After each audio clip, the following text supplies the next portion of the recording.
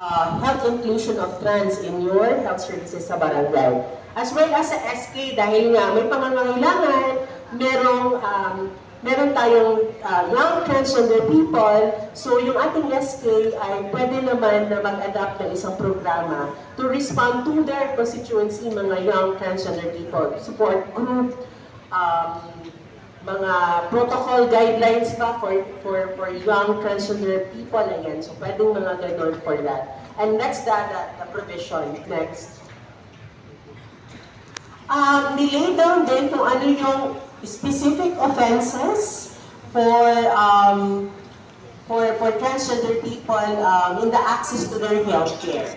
So, dinedefine lang dito kung ano ito. Ang pinakauna ay, if i-deny natin ang isang trans sa pag-access ng healthcare, ito yung Article 8A, Denial of Health Services.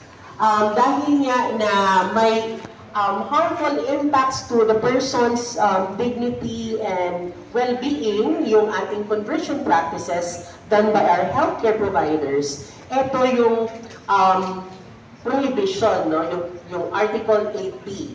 And an Article 8C for misgendering. Ang meaning ng misgendering ay assigning the wrong gender to someone. So, if we have that code of conduct and ang code of conduct ay i-violate natin, ito yung kanyang prohibition. Next.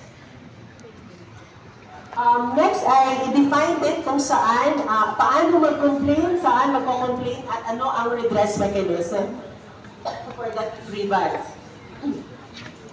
Ang binibigay lang doon na no wrong door policy for complaints, pwede